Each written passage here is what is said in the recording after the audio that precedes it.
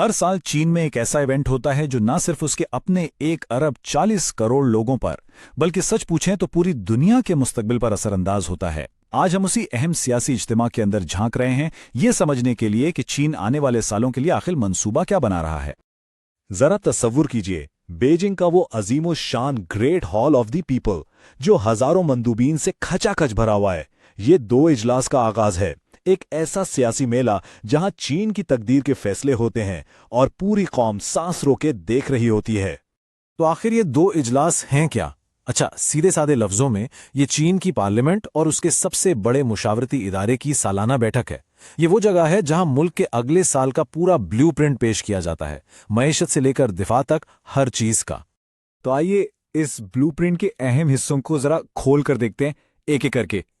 हम इजलास की कार्रवाई से शुरू करेंगे, फिर देखेंगे कि चीन अपनी मईशत को किस नई सिमत में ले जा रहा है, उसकी बढ़ती हुई फौजी ताकत का क्या मतलब है, वो मसनूई जहानत पर इतनी बड़ी शर्त क्यों लगा रहा है, और आखिर में ताइवान के पेचीदा मसले पर भी बात करेंगे। चलें अब इस हॉल के अंदर चलते हैं।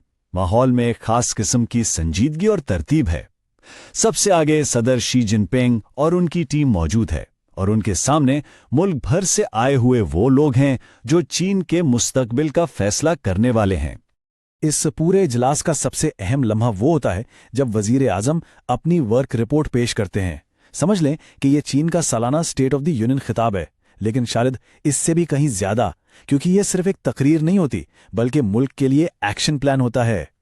अब आते हैं मईशत पर, जो शायद इस साल सबसे बड़ी तब्दीली का मरकज है। देखिए, चीन अब सिर्फ तेज दौड़ने पर यकीन नहीं रखता, अब वो एक पायदार और म्यारी तरक्की की बुनियाद रखना चाहता है, और ये एक बहुत बड़ी तब्दीली है। और ये है वो नंबर जिस पर सबकी नजरें थीं, तकरीबन 5%। जी हां, माजी की दौरे हिंसों वाली तरक्की के मुकाबले में ये बहुत कम लगता है, लेकिन ये एक सोचा समझा फैसला है। बीजिंग अब मईशत को एक नई ज्यादा मुस्तहकम बुनियाद पर खड़ा करना चाहता है।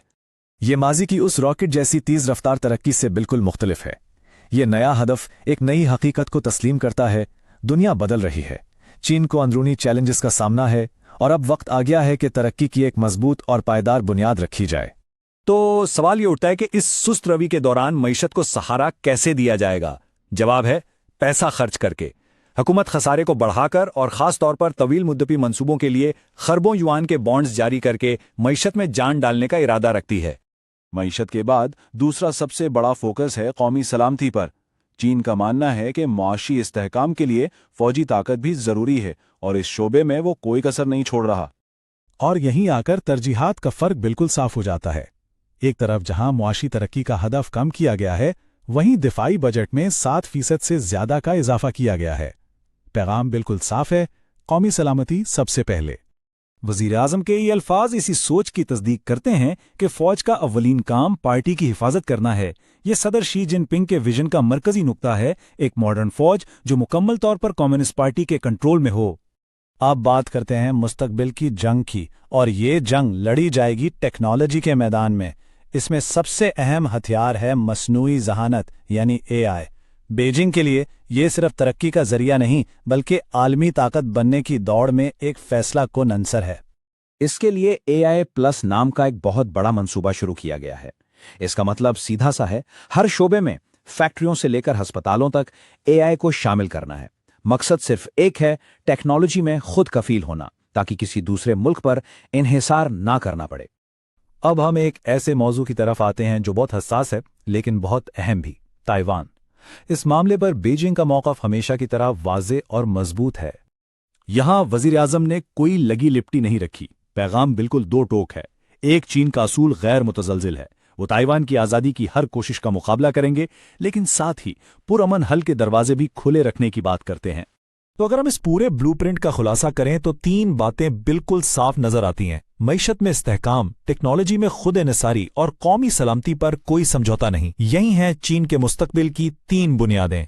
ये पॉलिसियां हमें बताती हैं कि चीन आने वाले कल के लिए खुद को तैयार कर रहा है, लेकिन सबसे बड़ा सवाल ये है कि सलामती और खुद इन्हिसारी पर इतना जोर देने वाला ये नया चीन कल की दुनिया को कैसी शक्ल देगा। इस सवाल का जवाब ना सिर्फ चीन बल्कि हम सबके मुस्तकबिल पर असरअंदाज हो